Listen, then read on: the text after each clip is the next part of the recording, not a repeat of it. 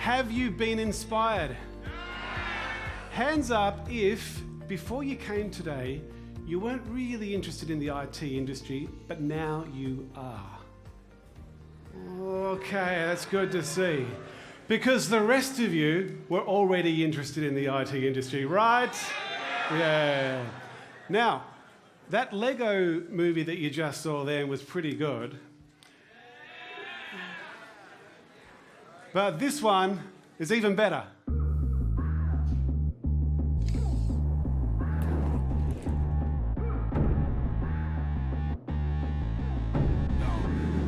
We undeniable.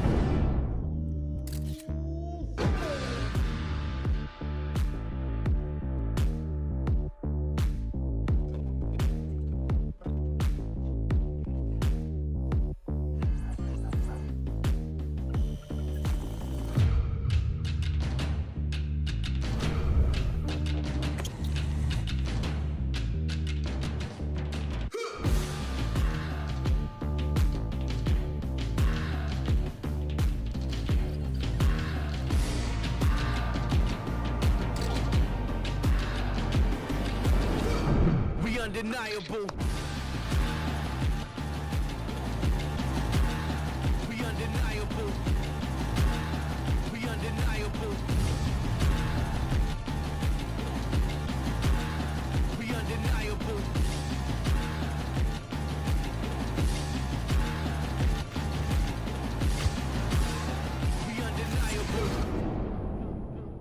I want to give you some ideas of different skills that we're looking for in industry, and I'm taking this from a different perspective because, yes, I do work in the IT industry. I work for one of the big IT companies called Adobe, and if anyone calls it Adobe, I will not be happy. But before I worked at Adobe, and I've been there for 4 years, I was a school teacher. And for those school teachers out there, or those people who are thinking of getting into education, the skills that you learn as a school teacher are incredibly applicable to the IT industry. I know that sounds shocking for a lot of you to think, hang on, how could my teacher then probably work in the IT industry? But one of the key skills, as you heard from Michael and as you've heard from various presenters today, is communication. Communication, collaboration, and problem solving. Essential skills for education. Now, hands up if you know exactly what you're going to do when you leave school. Oh, that's impressive, because often it's only a sprinkling of people. I'm impressed. I've got a little suggestion for you. Next time someone asks you, what are you going to do when you leave school, rather than saying, look, I'm going to be, and then choose a particular job, I want you to think of this. I want you to say, I want to be a lifelong creator. The reason why I'm saying that is because by the time you're my age, and I'm at the very wrong end of 40, so I'm getting pretty close to that 50 mark, you'll find that when you're my age, you would have done probably maybe 10 different careers. 3 of those would have been your own businesses that you would have started. And probably about 8 of them will be jobs that we know don't even exist today. So how could you then go and say, oh, when I leave school, I'm going to be a, because it could be anything, and you really have no idea. So I'm encouraging you to think about answering that question with that answer. I'm going to be a lifelong creator. Hands up if you are a coder in the room. Brilliant. Hands down, because if you're a coder, you're developing skills, 21st century communication skills in coding. Coding is now considered a literacy. It's almost as important to be able to code, or at least appreciate what coding is, as it is for the traditional literacies. Tell me, hands up if you're a designer. Brilliant. Put your hands down. Hands up if you're both a coder and a designer. You guys are even more employable than you realise, because what we're looking for in industry are people who have got design skills, communication skills, and coding skills. And if you can develop those skills while you're at school, you are becoming so much more employable. Hands up if you are a video editor, if you're into video production. That's so cool. Hands down. The reason why I'm asking that is because this is the next literacy. And I'm going to schools and universities all over Asia Pacific, and I'm seeing video being taught in such creative ways. video is now a literacy. Are you aware that by the end of this year, 70% of all internet traffic will be via video? It is as important to be able to make a quality video as it is to be able to write a quality essay.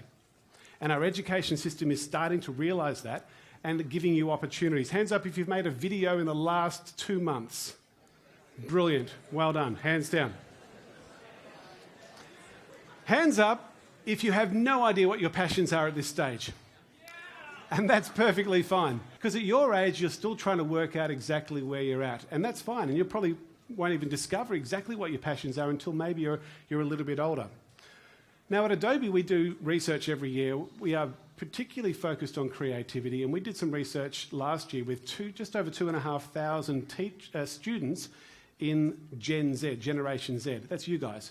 Anyone from age around about 13 to 21 is, broadly speaking, Generation Z. We also went and interviewed over 1,000 teachers of Gen Z, and we did that in 4 different countries, and we came up with some very interesting results. These are some of the things that both teachers and students agree on in terms of creativity. They consider that technology is the defining characteristic of you guys. When you're trying to describe what is Gen Z, technology comes in straight away. Both teachers and students agree with that. They believe that Gen Z learns best by doing and creating. They believe that Gen Z is only somewhat prepared for the future. And both teachers and students of your age believe that creativity will play a big role in Gen Z's future success and in the solving of today's big challenges. So creativity is a fundamental thing that we need to be thinking about. And when you look at some of the stats in terms of doing and creating, across the board, students and teachers in all 4 countries are agreeing that this is the best way to learn, by doing and creating. And yet, when we ask them what is actually happening in the classroom, this is what happens. Doing and creating comes right down low, and it's all about listening, writing, reading, research online, and then doing and creating. Now, what we're trying to push is to try and reverse that and thinking that doing and creating, if that's the best way to learn, let's do more of it in school because it prepares you for the wider world in such better ways. From that research, this is a quote, nearly half of the students feel what they learn outside of the classroom is more important to their future careers than what they're learning inside. Hands up if you agree with that. Probably seeing more than 46%. And both students and teachers wish there was more of a focus on creativity in the classroom, and that technology will be the enabler in all areas of the curriculum. So it's really interesting to get that research, and if there's teachers here who want to get more out of that, they can come and see me afterwards. I can give you the URL. There's a survey that goes out to companies all over the world called the Best Workplace, and I'm going to show you some of the results of that survey for last year. The number 1 workplace in the world is Google, across the whole globe, and that's for multinational workplaces. The number 4 is Dell, across the world. The number 4 in Asia is American Express. The number 7 in the world is Microsoft. The number 14 in the world is Cisco.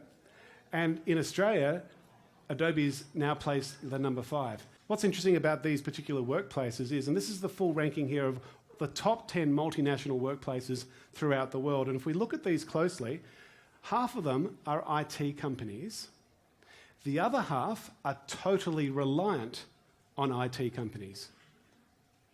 And if you can be developing the skills in coding, in communication, in collaboration, in problem solving, all the things you've been hearing out throughout the day, you're developing skills to be working in these top workplaces.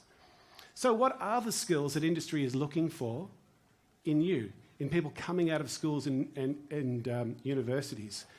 Mark Prinsky is the guy on the left view.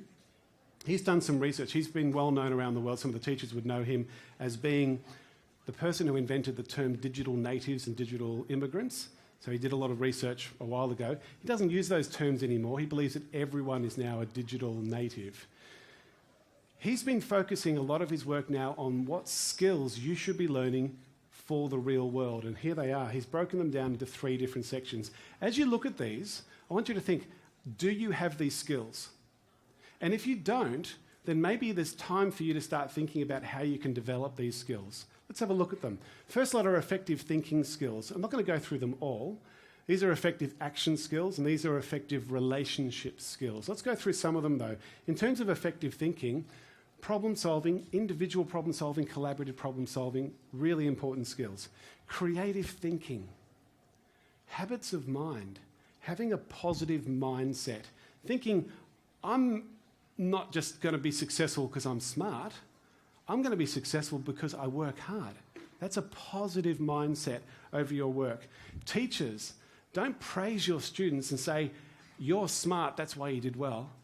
Praise them by saying, you must have worked really hard, that's why you did well. That's a kind of different way of thinking. That's the sort of mindset we're looking for in industry. People who are going to work hard, not necessarily because you are smart. Adaptability, leadership, followship. To have the skill to be able to follow someone, but also have the ability to lead a group. Patience, resilience, or in America they call it grit.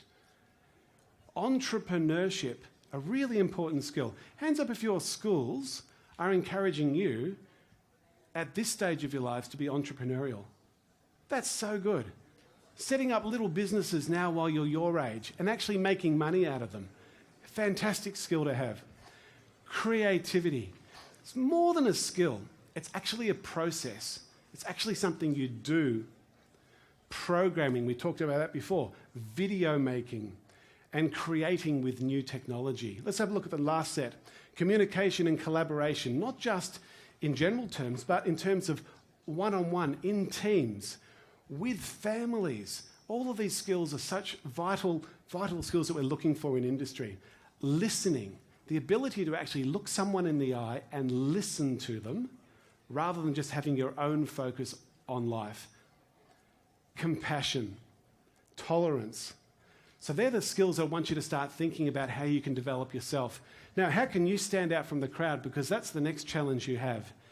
Every time you go for a job, you're actually going to be going for that job and competing against a whole lot of other people. It's really important that you try and develop the skills to be able to stand out from the crowd. I want you to watch this little clip here because this came across our desk in America, and it's a brilliant way of branding yourself for a job. This is actually a CV or a resume that was sent to us. Hi, my name's Krista Timmerman, and this is my story. I'm a Jersey girl, born and raised by the shore. Growing up, I was a classically trained singer. When I was older, I loved the flashy New York life and the gritty rock scene of Asbury Park. After some street team activities for a local band, I began to see the big picture, and I knew I wanted to work in the entertainment industry. In 2010, after graduating from Howell High School, I moved to Orlando, Florida to begin my degree at Full Sail University. At school, I studied entertainment business with my own personal focuses on branding and new media. I'm self-motivated and always eager to learn. Outside of the classroom, I garnered a real-world education, playing intern for an advertising association, audio branding companies, and even an a cappella group. I learned a wide range of talents too: how to give awesome presentations, how to sell computers in South America, event planning, beatboxing, even how to gain Instagram followers. I work well in Excel and numbers, but I'm a big fan of Photoshop and Keynote. I get a sense of satisfaction after completing a task well. Whether it's completing a social impression consultation or making a mean cappuccino, I always love to work and I'm eager to please. I always stay up to date with industry trends and news. Hire me and I'll quench your thirst for something to talk about other than the weather and the Yankees. Simply, hire me because this is my passion. I'm professional, ready to take on any challenge that comes my way with a smile and personality as bright as a stage light. You can contact me through my social media, whoops, that's my Facebook, email, or about.me/Krista Timmerman. Thanks for watching, and I hope to hear from you soon. I want you to think about how she put this together. I also want you to think about why she hit her face. Now, we're not going to have a discussion about it because it was such a big group, but the reason why she hit her face is she didn't want to be judged straight away. She didn't want to be judged on her look straight away. And that's important. So that was a really creative way, and that's how she stood out from the crowd. But look at the skills that she's developed to put this together. we get about 100 resumes a month to process. And one of our senior managers has to put them together and decide what he's going to do with them. And we have to choose maybe 1 or 2 or 3 of those people who will get a job interview. So what he does, he puts the resumes into 3 different piles. The first pile are all text-based. He doesn't even read them. The second pile might have a link to a blog or a website. They're considered for an interview. The third pile is almost guaranteed an interview.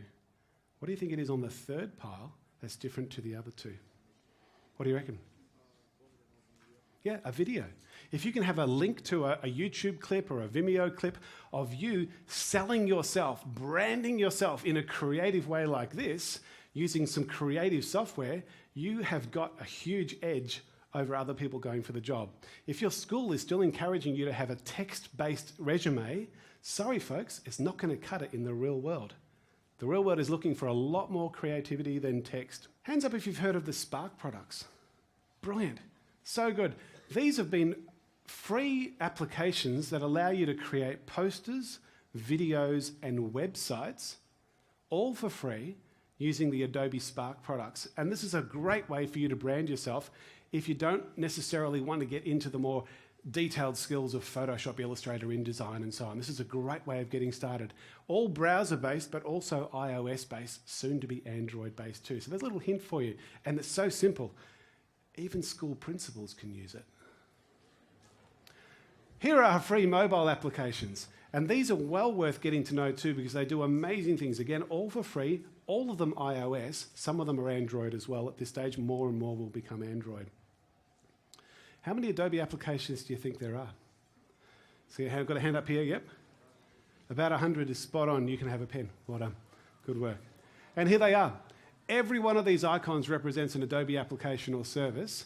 I'm not suggesting you need to know all of them, but there's about 15 of them there that I really encourage you to get to know because they are the industry standard. If you can start learning those applications now while you're at school, it's going to better prepare you for when you eventually get a job at Animal Logic and have to use Photoshop to help render out some of those animations that are made. These are our desktop laptop applications that do require the grunt of a laptop or a desktop, and these are the Creative Cloud applications, of which a number of them you'd know very well, I'm sure. Hands up if you're from a government school, if you're actually from a New South Wales government school. You are so lucky because the government provides you with this software totally for free. You don't have to pay a cent. And if you go to that link there, you might want to take a photo of this link with your cameras now. That's how you get access to all the Creative Cloud applications for free. Catholic school students, independent school students, you only have to pay a little bit. You don't get it totally for free, but if you talk to your schools, they know how you can get access on your personal devices. And if you need any help with the applications, this is a great resource, how to actually get beginners classes to full-on master classes on all of our applications through helpx.adobe.com. We have some certification too if you're interested in getting certified while you're still at school. This is industry standard certification, and one special person from Australia will be representing the country to go to Disneyland for the World Certification Competition, which is well worth looking up. Do a Google search to find out more about that. Teachers in the room. This is what I call the Educator's Digital Toolkit. These are the applications that I'm seeing used in classrooms all over the world, really creatively to enhance creativity in the classrooms, to enhance students the way that they construct their learning, and to enhance teachers in the way that they communicate. Teachers also, edx.adobe.com, we now have 370,000 teachers on this as a resource, as a free resource to help share ideas. So teachers, that's a big takeaway for you today. And also teachers, we have a leadership program. You might have someone at your school who might want to become an Adobe campus leader. Come and talk to me later if you like, and we can give you some more information on that. We have some special projects. One that we did last year with Malala, you know, that girl from Afghanistan who was shot. It was part of our Project 1324, trying to raise awareness of equality in education. We have some new projects this year, so look up Project 1324 to get some more ideas on what to do there. I'm going to finish up with this 1-minute little clip, which gives you a taste of what we're working on for the future.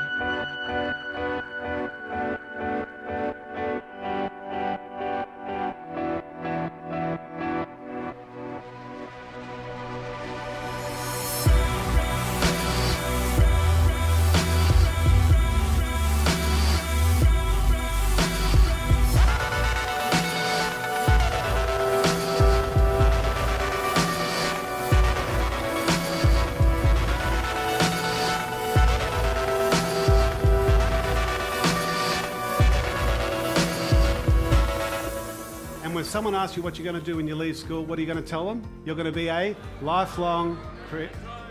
Nice, from Adobe.